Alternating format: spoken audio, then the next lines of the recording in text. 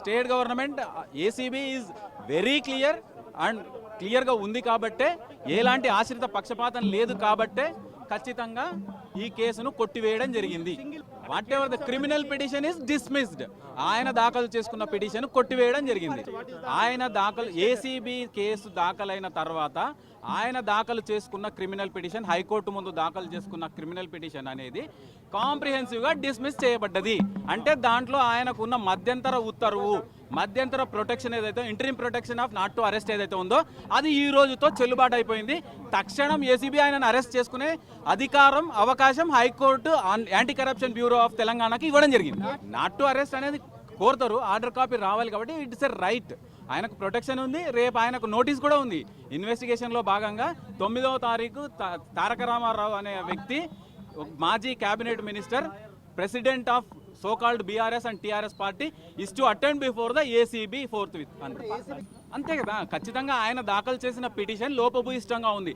Quash petition అంటే ఏదో చిన్నపాటి లోపం ఏదైనా దొరికితే కనీసం దాన్ని అనవసరంగా తన మీద రుద్దినప్పుడు అయితే మాత్రమే క్వాష్ పిటిషన్లు హైకోర్టుకు వస్తాయి.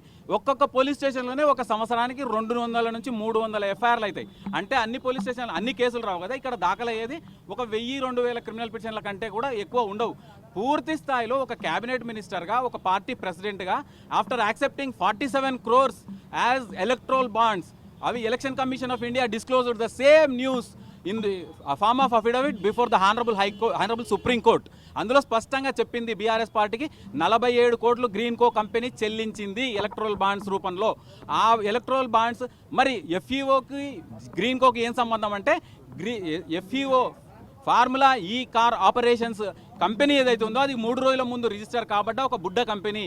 అది కేవలం green Coke sister concern, daughter concern, దానికి సంబంధించింది కాబట్టి అక్కడ చెల్లించిన చెల్లింపులు మళ్ళీ వెనక్కు చెల్లించాల్సి వస్తుందని ఈ విధంగా 55 కోట్ల రూపాయలు అవినీతి నష్టం జరిగిపోయింది. ఇక్కడ రాష్ట్ర ఖజానాకు, being the custodian of state exchequer, being the cabinet minister, he directed the IAS officer to disburse 55 crores.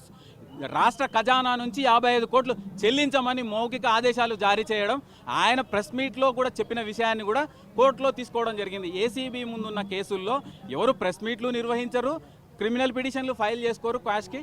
కానీ వారు ఫైల్ చేసి ఆయన లేఖనాలను ఆయనే ఫిలప్ చేసుకోవడం వల్ల ఈరోజు అది ఆశనిపాతంగా మారింది.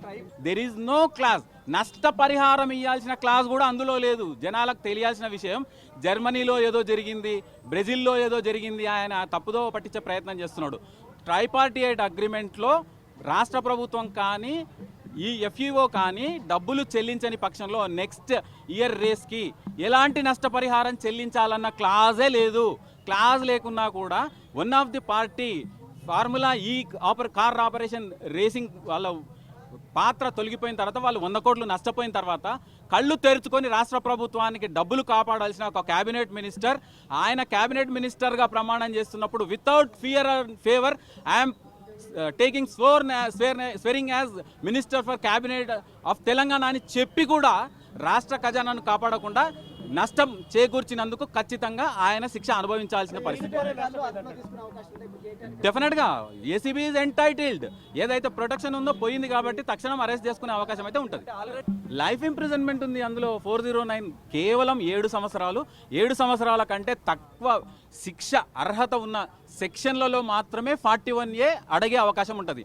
అంతకంటే ఎక్కువ శిక్ష క్వాంటమ్ ఆఫ్ అఫెన్స్ పీరియడ్ ఉంటే దానికి అర్హతనే లేదు, 41 అడిగే అవకాశమే లేదు.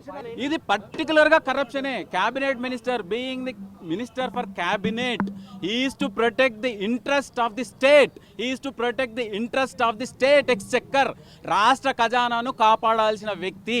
ఒక బ్యాంకర్ చేస్తే కూడా, ఒక బ్యాంక్ మేనేజర్, ఒక బ్యాంక్ ఎంప్లాయీ చేస్తే కూడా 409 అప్లికబుల్ అవుతుంది. అది డెఫినెట్గా ఆశనిపాతమే. అది చేయకుండా ఉండవలసింది. కేసులు ఎదుర్కొంటున్న వ్యక్తులు ఎవరైనా సరే అక్యూజ్డ్, అనుమానాస్పదంతో ఉన్న వ్యక్తులు మాత్రమే, ఆరోపణలు ఎదుర్కొంటున్న వ్యక్తులు మాత్రమే.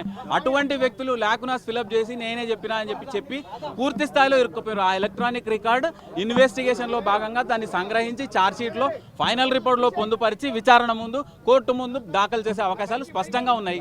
That's must be a fatal. Next step ACB ఎంత చాకచక్యంగా వ్యవహరిస్తుందో, ఎంత చురుకుగా వ్యవహరిస్తుందో చూడాల్సిందే. ఎప్పుడు తప్పు చేసిన వాళ్ళు ఏ స్థాయిలో ఉన్న వాళ్ళైనా కానీ అరెస్ట్ చేసి డిటైన్ చేయాలని చెప్పి నేనైతే రిక్వెస్ట్ చేస్తున్నాను. ఎందుకంటే భవిష్యత్తులో ఇది వేరే ఎవ్వరు కూడా రాష్ట్ర ఖజానాను ముట్టుకోవాలంటే ఉచ్చబోసుకోవాలా.